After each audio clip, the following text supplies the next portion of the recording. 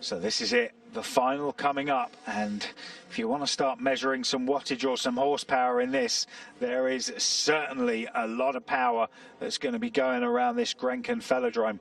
Second last event of these European Championships, last event for the sprinters, and a chance for the Netherlands to add to their medal haul and everybody else to try and upset the form book. So it's the Warriors taking to the track for the last time, and there is arguably the greatest gladiator of the current time, Harry Lovrason, the sprint and Keirin world champion, added the sprint European title to that Olympic title he took not too long ago. His teammate Jeffrey Hoagland, who seemed to be invincible, having to take second place and being made to look almost ordinary by Lovrason in the sprint final. They're joined in this by Tom Darash from France, Joachim Eilers from Germany, Patrick Rakowski from Poland, and the young 21-year-old Mikhail Kovalev from Russia. I would say looking to make a name for himself, Joe, but he certainly did that last night in the sprint competition. Yeah, so very young rider still, like you say, bronze medal in the sprint, under 23 European champion in Keirin and the sprint. So this is an interesting competition, this European Championships. We've got this real mix of youth and experience. It was the under 23 European Championships just a few weeks ago, held in Apeldoorn in Holland.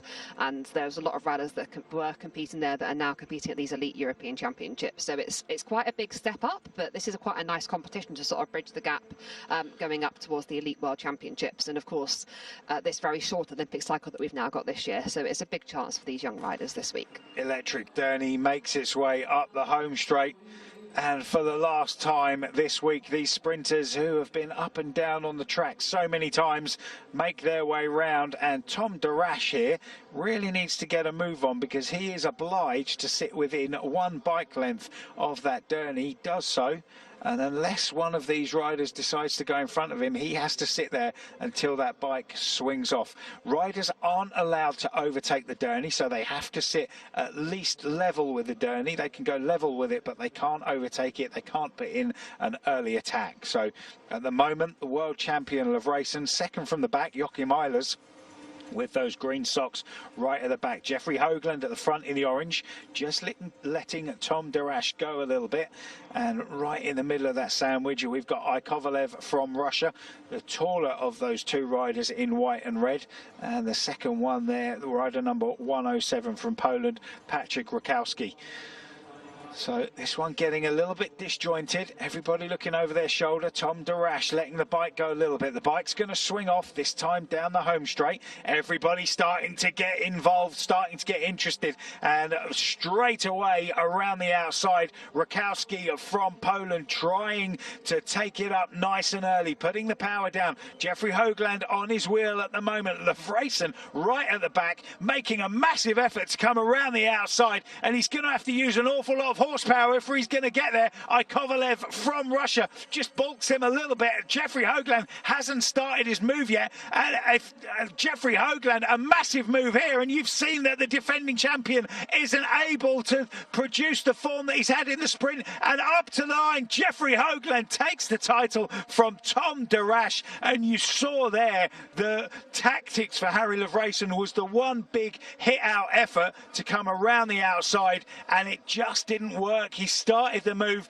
got bulked there by Mikhail Kovalev from Russia, and just had to bail out of it. And that shows that he is human, and maybe there's a lot of fatigue in his legs from his exploits so far. Jeffrey Hoagland takes the men's Keirin title. Fantastic ride, and just adds to that massive medal haul that the Dutch have had from this title. And that's 3 gold medals and a silver for him, and rightly so.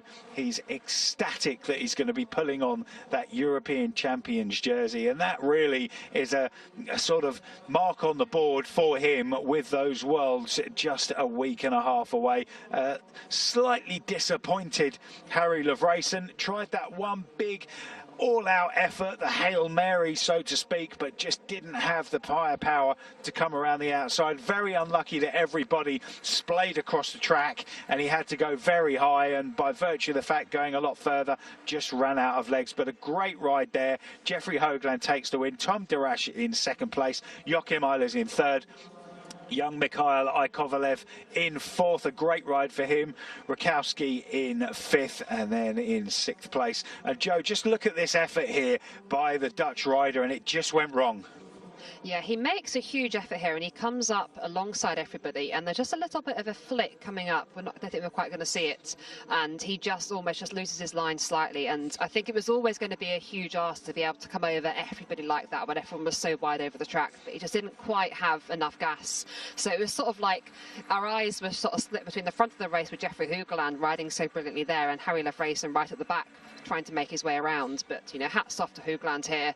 He rode that well. He controlled the race. He did what he wanted to do. And